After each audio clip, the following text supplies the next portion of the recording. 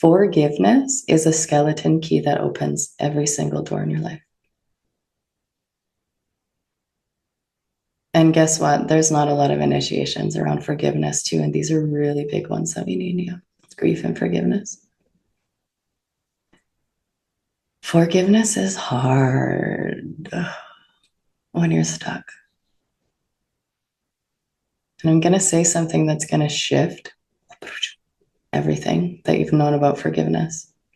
So many of us are looking to forgive the other person, and it feels like we're forcing it, right? Oh, if I could just forgive him. Oh, if I could just forgive what was done to me. Oh, if I could just forgive. We're forcing. You force forgiveness. Woo! Law of the universe. You're going to get met with an equal force that is not going to allow you to forgive. You cannot forgive anyone else until you have taken that skeleton key into your own heart and turned the lock within. You have to go first. If you do not forgive yourself for allowing that to happen to you, for moving through what you had to move through, whether you had a hand in it or not, you can't move forwards, and you will not complete the circle of grief. Grief is here to bring completion. Do we understand that? Grief is here to bring completion, and it doesn't happen like that. But if we don't grieve, we walk into the world with 1001 open circuits, and that does not serve us, sisters. Because open circuits become leaks and they fry our life force. So forgiveness, whoosh, of course, she's the last direction we walk through. Instead of, I wish I could forgive him for treating me like that. I wish I could forgive him for crossing my own boundaries. I wish I could forgive him for not loving me. Watch this. I forgive myself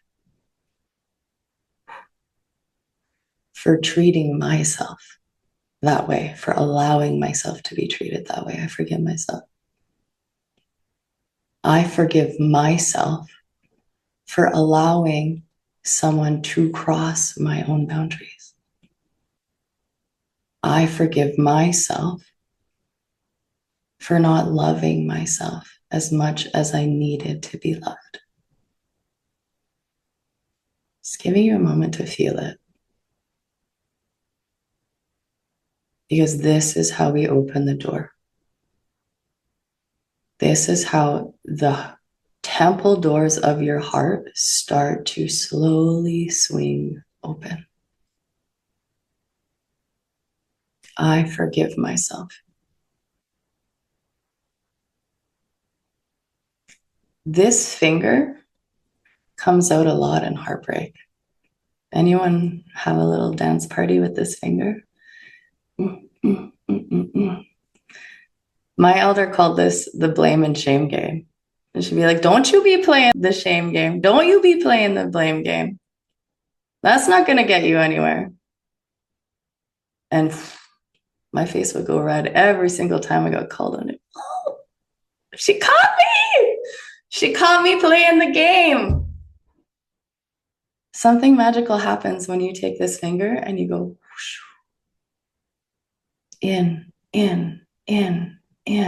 into self. But you, but I, but he, but I, but that person, but this person right here. You want to collapse some false timelines, honeys? We get in quantum here. You put this right here and you point it at your heart and you be willing to follow that direction with your whole self. And your life will shift immensely. How many of us are stuck in the shame and blame game? I catch myself here. Don't think I'm not in the finger dance sometimes. We're here. We're human.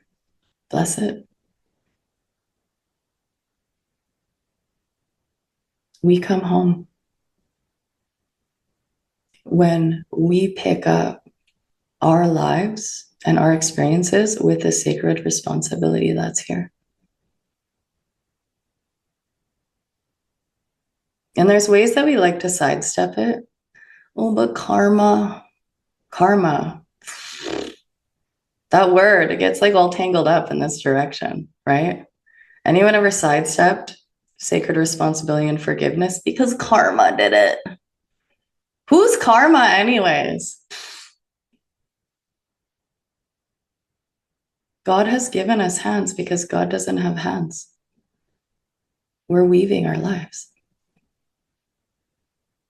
When we're clinging to what could have been, what they did, what they should have done, shoulda, woulda, coulda, right? Who sings that mantra all day long? We open our hands, drop it. Because you can't weave like this, babes. You can only fight. This is how we walk with our hands as mature women. We can pick up sacred responsibility. We can receive what's ours to receive. We can give what's ours to give. It's simplified. And how we move in the quantum, the simpler, the better. It's not complex to navigate grief. It's simple. It requires deep presence, deep love, and the ability to stay here no matter how uncomfortable it is. So are you ready for this piece? Forgiveness sets us free. This is the liberation we're looking for in every single direction of the wheel of grief. Forgiveness sets us free. And you'll know that you've matured through this experience. Remember, heartbreak is an initiation. It's not meant to destroy us. It's meant to forge us in the fire of love and make us stronger, make us more discerning, make us understand, I'm so worthy. There's no way that's happening again. This is how we break spells and curses that have lived in our lineage line for thousands of years. Doing the sacred work of remembering grief is praise. And this is where we begin to sing. So at the beginning of a breakup, we're destroyed. How could he? How am I here? What did I do wrong? What could have I done instead? Loops, loops, loops, loops, loops. When we make it to forgiveness, we exit the loop. And we step into a whole new territory. Our feet land on the earth. We get out of the boat, and then we can look around with love. Not with hatred, not with resentment, not with blame and shame, not with shoulda, woulda, coulda. We can look around with love. And this is the medicine that this world needs. So what do we find here? I'm so grateful that I got to experience this man's love. It taught me so much about myself. I'm so grateful that I got to learn these lessons because I'm the last woman in my lineage line that's ever going to let this shit fly again.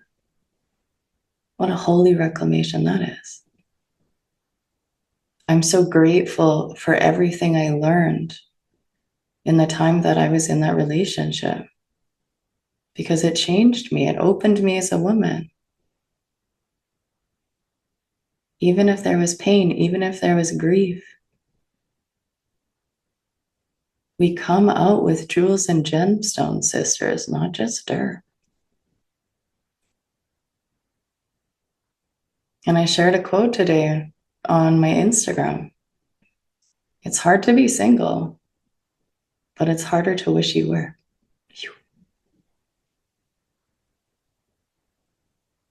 For any of us that are stuck at the crossroads in relationship, and I've had a few of you in my DMs this week, I don't know what to do. I don't know what to do. I don't know what to do. How many times have you been here? If you keep arriving here, listen, death is hard. We don't want to let go of what we love. But once we do, and we move through grief, and we do it sweetly, we do it in sacredness, we do it in wholeness, we can look back at that chapter of our lives. Finally, once we've done the work, we can turn around and we can say, thank you so much for gifting me with that chapter of my life. I grew so much from it. I learned so much from it. And the truth is that that man, no matter what you went through, he prepared you for what comes next. I heard a really beautiful quote when I was moving through my recent breakup 3 months ago. It was like a few weeks into it, and your girl wasn't at the forgiveness stage yet.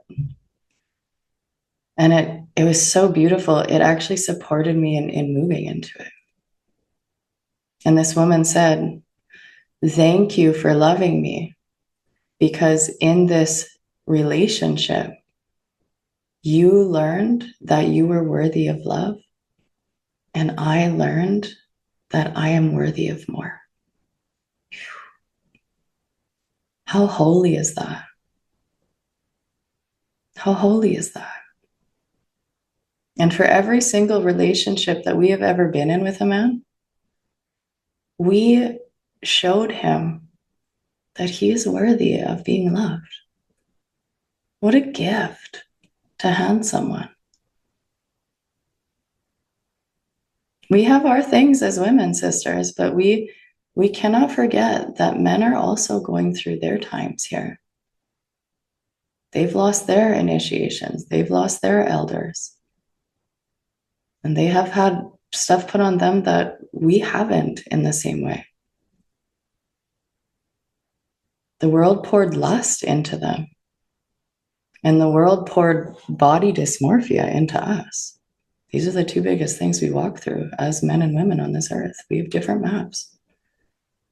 We have to be willing to see, you're going through a lot.